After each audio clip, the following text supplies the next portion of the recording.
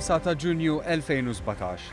Joseph Muscat ħareġ mit-tieqa ta' Kastilja isellem lil Folla bħala Prim Ministru għat-tieni darba. Dan wara li kiseb l-ikbar rebħa fl-istorja politika Maltija.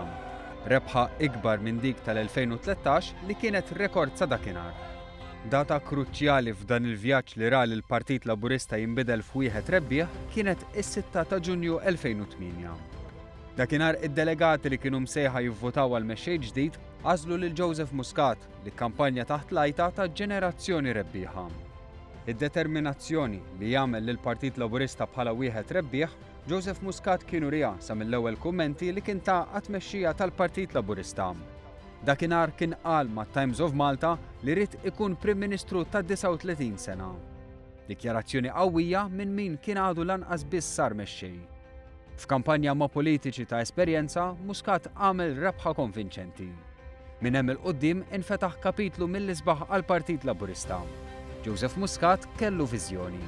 L-ewwel li jibdew jibdlu lill-Partit Laburista f'wieħed rebbieħ u t-tieni li jiftaħ staġun politiku ġdid għal pajjiżna. Dakinhar għalhekk. Naħdmu b'serenità.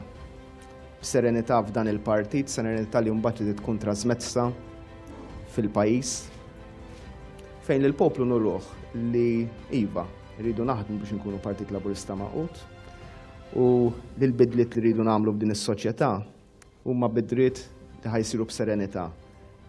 Mod ta' kontinwazzjoni imma wkoll ta' affarijiet ġodda.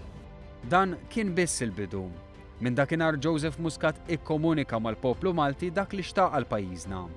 Il-poplu Malti fdaħ biex iwettaq il-viżjoni tiegħu u taħ mandat b'saħħtu fl-2013. Mandat li ġeddu s-sibt li għadda biex dak li beda 9 snin ilu ikun jista' jkompli. Għax laqwa żmien għadu ġej. Inwasslu l-messaġġ illi Malta ma waqfitx nofs triq.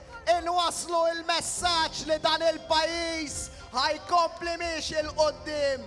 Inwasslu l-messaġġ li għal-ġenituri tagħna ġej laqwa żmien, għaż-żgħażagħ tagħna ġej laqwa żmien, għall-anzjani tagħna ġej, għal-min irid qabża liberali ġej, għal-min irid laqda nazzjonali ġej, għaliex laqwa żmien ta' pajjiżna għadu ġej.